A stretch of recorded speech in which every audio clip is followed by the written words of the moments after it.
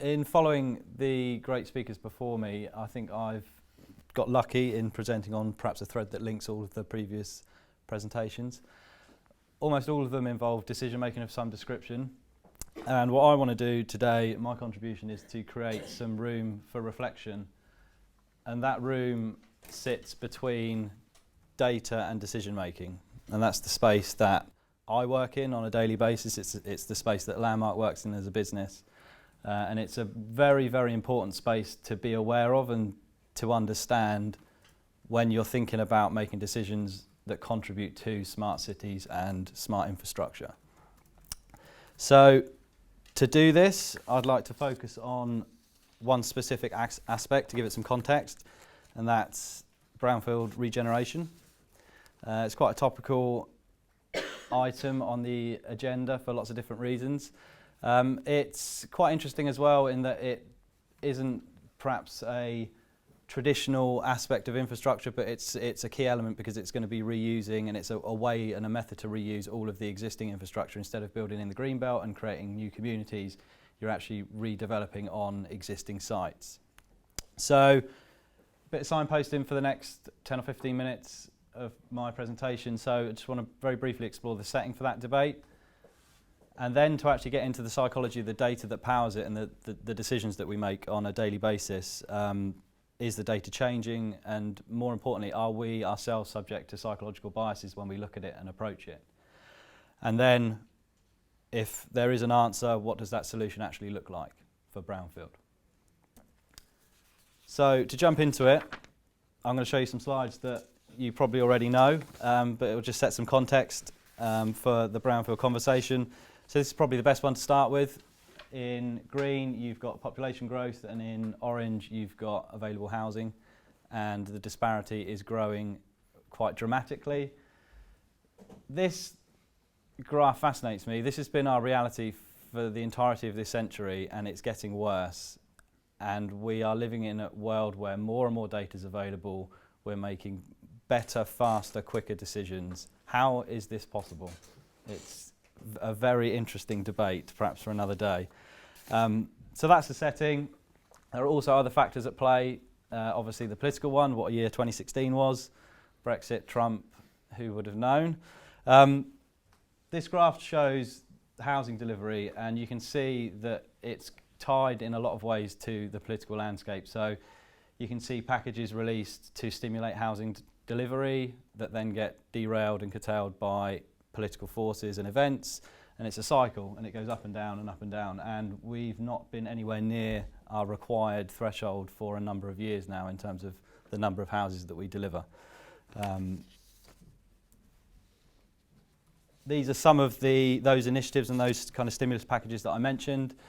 They seem to change very frequently as the setting changes. One of the topical ones was a brownfield register, which 73 local councils were asked to work on by DCLG, and they came up with mostly Excel spreadsheets, which probably shows how far we have yet to come when you think about managing and working with data and information. Outputting an Excel spreadsheet to the world as your available housing probably doesn't stimulate a huge amount of interest or application. There's also the actual building market itself, so the supply and demand curve, obviously. It was a kind of recent thought that the development market was perhaps holding site backs or not completing, and they were building up a land bank, and that was influencing the disparity, but that's obviously converged to a point now where it's not so much of a consideration. Economics, obviously, this is perhaps the most important. Our whole system is built on the fact that this follows a standard growth curve now. We can't get away from it. It's part and parcel of what we do. So the supply and demand issue could perhaps be influenced by that as well. And then you've got geopolitics thrown into the mix. And the last time that I did this presentation was the 24th of June in London, which was a very, very strange day and a very particularly quiet train journey into London from Brighton that day. So the interesting piece, and I say interesting because I'm a bit of a geek when it comes to data. It's where it's where my business works. It's where I spend my days. It's a fascinating place. I think it's fascinating because it should be so very simple. the more data you have, or the better data that you have, the better your decision making should be. It should be a very straightforward relationship in that respect, and it never is. And I like to understand why. So I think there's a lot of psychology in play. So anyone brave enough to say what they think of when they see an image like this? Super scary, perhaps? Donald Trump. Donald Trump. So this is obviously the stuff of Hollywood. It's very unlikely to happen. It's way off into the distance. Did anyone think of this when they looked at those images? Wow, you did. Excellent. Okay, that's good. We're in the right room. These guys have got the Yeah, okay, so that's good. That's a good link. Okay, so the point of that is that we're already influenced on how we look at those kind of evocative images and the risk that we perceive. And often we don't think about things like this. This was one of the biggest construction projects in the world when it was delivered. One of the most interesting facts about the Thames Barrier that I always remember is when it was built, the engineers and the design team that built it said it was built to be operated to a maximum of 10 times a year. And when I say operated, obviously that means that it's put to use. And it costs £5,000 every time it's put to use. In one period, in January to February of 2014, it was operated 20 times in 10 days. Now that's every high tide in that period. So it's just part and parcel of our daily life, part and parcel of the cycle of how we live. And if it's been operated in that way and to that velocity, then the lifespan of that infrastructure is nowhere near the mark where we originally planned it to be for 2070. They say it probably takes about a 30-year cycle to conceive, design, deliver a project of that size. So when do we start for the next one? And these are the things that kind of sit behind how we think about risk and resilience and responding to risk.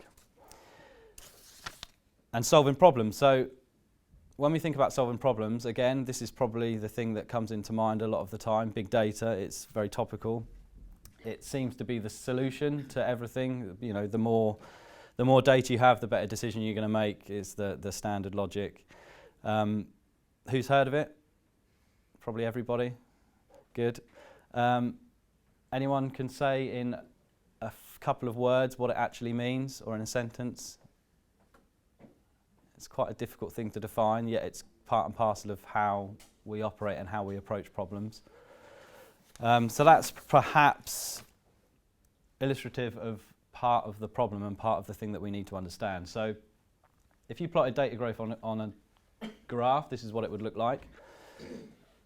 At play as well is another force that works alongside this, and that's the reduction in the time that we have available to make decisions with that data. So I've just used the inverse of that growth to represent that contraction in time, but if you do that, what it does is something really interesting, because it says that in the last couple of years we've reached a point where we are now in deficit. We have more data than we have time available to make decisions with it. And that's a really key thing for us to understand when we approach cities and building connected cities and smart cities of the future. Because of that disparity, another compounding problem with it is that most of the data growth is itself unstructured. It's not in an orderly, methodical library that we can go and access and draw information and insight from. So we need to build systems and structures that store it for us in a comprehensive way as well. So those two charts probably describe this one, and that's our absolute dependence now on the power of computers to understand information, to process information, and to help us make decisions. Looping back to the flood risk element, which was shown by the images of the Thames, our dependence on this now is probably highlighted by the fact that if any one of you buys a house and you order a flood report, that flood report will analyse up to 30 data sets instantaneously, run them through an algorithm, and you'll get a report back on your desk or in your inbox within 30 seconds, and it wouldn't have been looked at by a human being. Now, the complexity of information that model is analysing and interpreting is immense, because even each data set has a huge amount of complexity sat within it. But we're so dependent on technology like that now that we're perhaps missing out on a lot of the insight. another key factor is how we approach things. So I've got a theory I'd like to test. I think as humans that we have often biases that we're perhaps not aware of.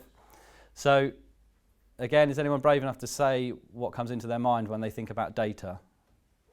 It could be a word, it could be a sentence, it could be Donald Trump. Well, I failed at this last week, didn't I? And I said beer.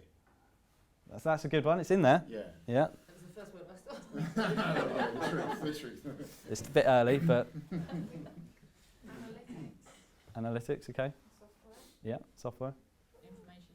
information, numbers. Okay. Wow. So all of those things, to me, talk about scale, insight, detail, volume.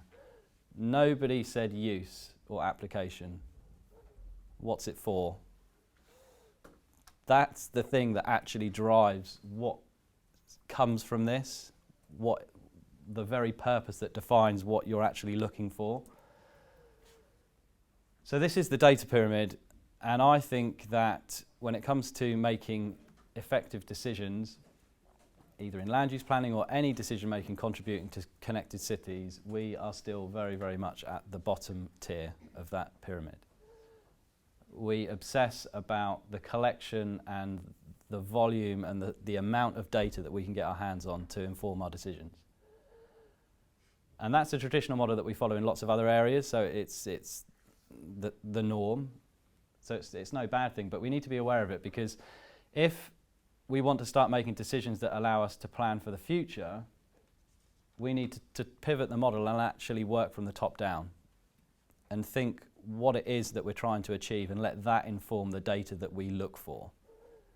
Because if you don't look for something specific, you end up with an immense volume of things that you then rely on computers to trawl and to analyse and to store, and suddenly you lose the control, or you lose the purpose of what you're trying to achieve. So coming back to Brownfield Land, how much of the solution is that to the housing supply shortage that we showed in the graph? Well, it varies, depends on who you talk to. It's at least 30% of the answer, according to one of the most topical reports that have come out recently. So it's a fairly big chunk of land that's available to deliver housing on and to make better use of our existing infrastructure. So if that's the case, how do we do it? What does the solution need to look like? Well, it needs to be made, and decisions need to be made in a way that, or on a system that is able to flex to all of these changing constraints. All of the things that we walked through about the geopolitical landscape, the economic cycle, changing environmental constraints. Looking back to flood, the Environment Agency changed their flood zone models on a half-yearly basis. We need to be able to adapt and plug that into the system and make better decisions. So it needs to be able to flex to all of these issues. So to start thinking about the answer, I did what everyone does and doesn't admit to, and went to Wikipedia to find out what a brownfield site actually is, and this is what it told me. And then I did the thing that everyone does and is even less likely to admit to, and got a red pen out and thought I'd underline the bits that make it relevant and helpful, and that's what it did. So I was a bit stuck. So then I tried to look for something in that definition that was specific, so it could actually tell me what it was and make it quantifiable. And in green are the bits that I think are tangible bits of information. So it's about 10 or 15% of the content. So it's quite a difficult thing to define, and it changes as well. The definition of it changes and over time. So if this timeline represents a brownfield site, it could be this room, for example. Where do we draw the line on the information that we need to make a decision on what we do with it? So if this is a timeline, I'm just going to flick through, and there's some inputs from various data providers that you could plug in to make your decisions as you go through time. So going all the way back to the late 1800s through up until the present day. We have to obviously draw a line and say there's a point at which we need to put that down and say this is what we need to decide what to do with that site, but no one really knows where that point is. And I'd offer up and say that we can't actually do that because it needs to be a current system. The model of making decisions on a chunk of information that's static, that sits in a box, that you analyse and analyse and analyse and then transmit to a decision is old and it's outdated, and it can't apply to how we make decisions about future cities. That box needs to be opened out, and you need to be able to make your decision and then go back to it and amend it and it be informed by the system itself. So that's a fundamental change. And it comes to usability. So the reason that we probably think that's difficult in a lot of ways is because we haven't seen it before, it doesn't exist. But it's starting to, which is the good sign. So we need to get into that mindset to drive that through the system. So I've said the usability of it comes back to these things and the fact that they change. So environmental constraints, I talked about flooding, planning availability, dependent on the political context. There could be drives at local government level to make different sites available or to change their planning framework. You've got the infrastructure network that could change, and obviously the demand and the supply could be transient as well. So what do we do? I've painted a fairly bleak picture in some ways. The good news is that our business is one of many businesses that operates at the data level. So we simply package up information to put into that process. And I think the onus is on us in a lot of ways to simplify that. And it starts with stripping away all of the noise. So I talked about flood risk. How many different types of flood risk are there, do we think? I'd offer... Excellent. Exactly right, yeah. So there's five main considered sources of flood risk. There's, dependent on how far you cast your net, there's generally between 30 and 50 commercial data sets available that quantify those. Then even within one of those, there's complex computer models that run algorithms that do all this analysis that then give you an output, and then you have to bring it all together. So environmental is one piece of a smart city, and flood risk is one piece of environmental. So we really need to bring some sense to what we plug into the system here, and I think the onus is on a lot of data companies to simplify that. And when it comes to flood, I think the single and only thing that you should really be putting forward is a depth measurement of what it could be, because people that make decisions on building smart cities, developers, planners, whoever it is, they say they don't care. Obviously they care about the logic behind it and you're making sound decisions, but ultimately to make decisions, all you really need to know is how often will it happen and what's the severity of it going to be. And that's it. So we need to decomplicate the system. We need to make Henry Thoreau proud and simplify until we can't simplify anymore. And I think that's on the data businesses to drive that. That's what we're obsessed with. As a business, whether it's helping analyse development sites, whether it's looking at flood risk, that's what our day-to-day operating model is built around. We're only one part of this process though. There's lots of different people involved, and I think to change that model where we're not making decisions in a closed, contained box, everyone that acts on the process needs to be aware of the future and how we need to operate. And I think that's true of consumers. And when I say consumers, I mean the people making the smart cities, the developers, the architects, the people that consume the data, and also the planners. So everyone needs to share that vision and that direction to move forward. So that's it from me. That's who we are, and that's my contribution to the smart cities debate on infrastructure. So thank you. Thank you.